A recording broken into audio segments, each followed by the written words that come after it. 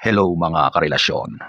Alam ko marami dito ang makaka-relate sa usapin na ito. Tanungin ko kayo, ilang beses ka na bang nasaktan ng taong mahal mo, pero pinili mo pa ring mag-stay? Ilang beses ka na bang nakakita ng mga warning signs, ng mga red flags, pero pinili mong magbulag-bulagan? Eto ang sasabihin ko sa'yo, isa kang dakilang tanga. Kaya pag-uusapan natin ngayon ang mga taong ayaw tignan o buksan ang mga mata at piniling magiging tanga sa pag-ibig. Kaya kung isa ka dyan, kung nakaka-relate ka, manood ka.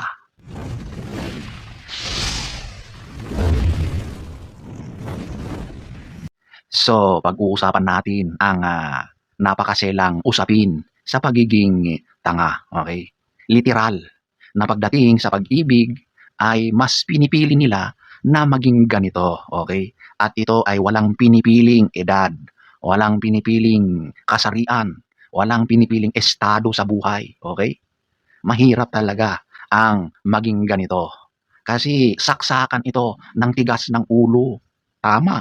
Ang mga ganitong mga tao na nagiging tanga, sarado ang isip ng mga ito, matitigas ang ulo, hindi nakikinig sa mga sinasabi ng iba. Akala nila sila na ang tama, na tama ang ginagawa nila, na tama ang pinili nila, ang diskarte nila. Pero akala lang nila yon. Kasi kapag ibang tao ang nakakita, ang tumitingin, napakalinaw na ang mga taong ito ay hindi pinapairal ang tamang pag-iisip. Pinapairal lang yung damdamin, yung puso nila, yung idinidikta ng kanilang nararamdaman, at yung isip, yung utak na dapat na yun ang may kontrol sa lahat, wala, dedo. Kumbaga, ang nagdidikta na sa kanilang mga ginagawa ay yung puso nila, yung emosyon nila. Okay? Kaya pagdating sa pag-ibig, lagi silang sawi, lagi silang mali, laging umiiyak, at paulit-ulit yan. Kasi yung mga tanga sa pag-ibig, ine-expect nila na yung ginagawa nila na paulit-ulit, alam naman nila na mali, pero ang ine-expect nila na yun ay magre-resulta ng tama o magkakaroon ng ibang resulta. Hindi mangyayari yun, di ba? Kasi ginawa mo na ng una, nakita mo na yung resulta, sawi, kapalpakan, puro pag-iiyak, puro kalungkutan, pero eto ka ulit, inulit mo na naman na ine-expect mo na yun ay magiging matagumpay. Hindi mangyayari yun. Kasi paulit-ulit yung ginagawa mo. Okay? Huwag kang mag-expect na yung ginagawa mo, yung pinipili mong tao, yung diskarte mo sa pagpili ng mamahalin ay wala kang binabago. Paulit-ulit lang, di ba? Never expect something good in return dahil yung mga ginagawa mo ay puro palpak, hindi ka nakikinig. At alam nyo ba, wala yan sa kung ano ang pinag-aralan mo. Alam nyo ba na marami sa mga taong matataas ang pinag-aralan pagdating sa edukasyon, mahusay, mataas ang pinag-aralan, mga board passer, matataas ang posisyon sa karir. Sila ay kagalang-galang, tinitingala. Pero pagdating sa pag-ibig, isa rin palang tanga. Okay?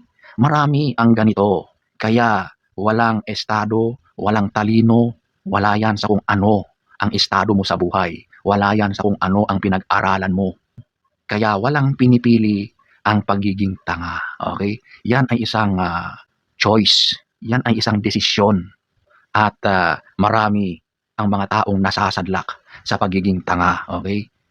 Mas mainam pa yung mga bobo. Okay? Alam mo yung bobo, kulang lang yan sa kaalaman. Pero kapag pinagsasabihan mo yan, nakikinig yan. Iniintindi yung mga sinasabi mo.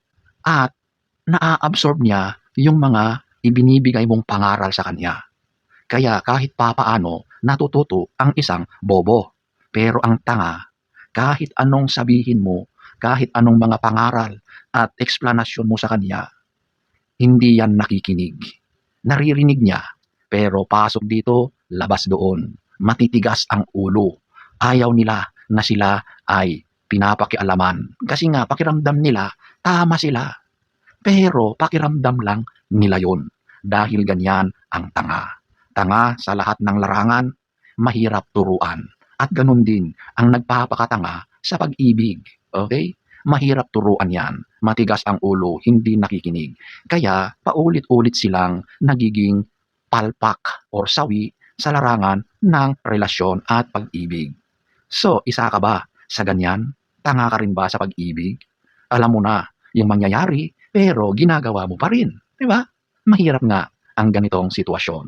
Kung ikaw ay nasa ganitong sitwasyon, sana maliwanagan ka na. Sana dumating yung oras, yung time, panahon na ikaw ay mauntog at baguhin mo na kung ano yung mga pagkakamali mo, kung ano yung mga maling desisyon mo sa buhay para hindi maging huli ang lahat. Kaya mga karelasyon, kung naranasan mo na ang maging tanga sa pag-ibig, huwag mong ikahiya yan. Yan ay patunay na nagmahal ka ng tunay. Nagbigay ka ng buong buo. Ibinigay mo ang tiwala mo. Ang tanging pagkakaiba lang ngayon, mas marunong ka na. Marunong ka ng pumili ng taong nagmamahal sa'yo. Natuto ka na. Alam mo na ang mga dapat mong gawin. Marunong ka ng pumili ng maayos at may kapayapaan kaysa na lang puro drama sa relasyon. At the very end, mas maganda na pinipili mo na ang sarili mo ngayon kaysa magpipilit ka at magpapakatanga sa pag-ibig.